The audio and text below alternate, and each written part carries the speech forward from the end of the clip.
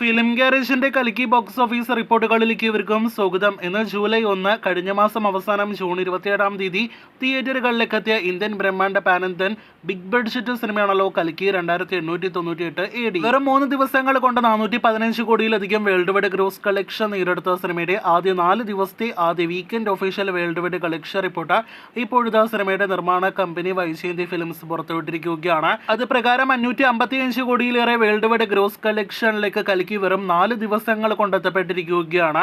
ബാഹുബലി 2 എന്ന സിനിമയ്ക്ക് ശേഷം പ്രഭാസിന്റെ മറ്റൊരു സിനിമ കൂടി ആദ്യ വീക്കെൻഡ് കൊണ്ട് 500 കോടിയിലേറെ വേൾഡ് വൈഡ് ഗ്രോസ് കളക്ഷൻ നേടിയെടുത്തിരിക്കുന്നു എന്നൊരു പ്രത്യേകത കൂടി കൽക്കി എന്ന സിനിമയ്ക്കുണ്ട്. കൽക്കിയുടെ 555 കോടി നെറ്റ് കളക്ഷനിൽ 115 കോടിയിലേറെയും ഇന്ത്യൻ ബോക്സ് ഓഫീസിൽ വന്നിരിക്കുന്ന സിനിമയുടെ ഹിന്ദി ഡബ് വെർഷന്റെ നെറ്റ് കളക്ഷൻ ആണെന്ന് പ്രത്യേകം അറിയിച്ചുകൊള്ളട്ടെ.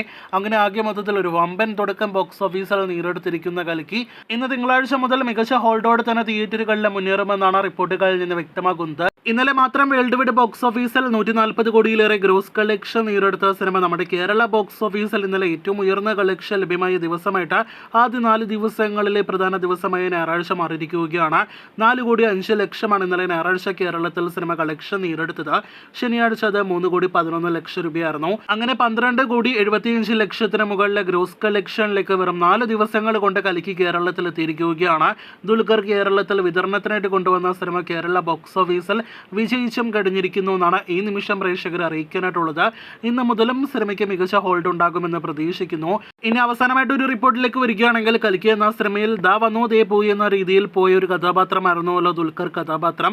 ദുൽഖറിന്റെ ഫസ്റ്റ് ലുക്ക് പോസ്റ്റർ എല്ലാം തന്നെ നേരത്തെ സിനിമയുടെ അണിയറ പ്രവർത്തകർ പുറത്തുവിട്ടിരുന്നു. ക്യാപ്റ്റൻ എന്ന കഥാപാത്രവുമായിട്ട് എത്തിയ ദുൽഖറിനെ സംബന്ധിച്ച് കൽക്കി എന്ന സിനിമ ദുൽഖർ അഭിനയിച്ച സിനിമകളിൽ അതോടൊപ്പം തന്നെ ഭാഗമായ സിനിമകളിൽ ഏറ്റവും ഉയർന്ന വേൾഡ് വൈഡ് ഗ്രോസ് കളക്ഷൻ നേടിയെടുക്കുന്ന സിനിമയായിട്ട് മാറിയിരിക്കുകയാണ്. സീതാരാമം എന്ന സിനിമയുടെ 98 കോടി വേൾഡ് വൈഡ് ഗ്രോസ് കളക്ഷൻ ആയിരുന്നു ഇതിനു മുന്നേ ദുൽഖർ നായകനെത്തിയ സിനിമകളിൽ ഏറ്റവും ഉയർന്ന വേൾഡ് വൈഡ് കളക്ഷൻ നേടിയെടുത്തത്. ഇപ്പോഴത്തെ സീതാരാമം പ്രൊഡക്ഷൻ ഹൗസായ വൈജയന്തി ഫിലിംസ് നിർമ്മിച്ച സിനിമയിലൂടെ 500 കോടിയിലധികം കളക്ഷൻ നേടിയെടുത്ത സിനിമയുടെ ഭാഗമായിട്ട് മലയാളി താരം കൂടിയായ ദുൽഖർ സൽമാൻ മാറിയിരിക്കുകയാണ്. ദുൽഖറിനോടൊപ്പം തന്നെ മലയാളത്തിൽ നിന്നും സാന്നിധ്യമായിട്ട് അനാബനും ശോഭനയും കൂടിയുണ്ട്. എന്തായാലും കാത്തിരിക്കൂ, കൽക്കിയുടെ കളക്ഷൻ ഇനിയും എത്ര ദൂരം പോകുമെന്ന് അറിയാനായിട്ട്.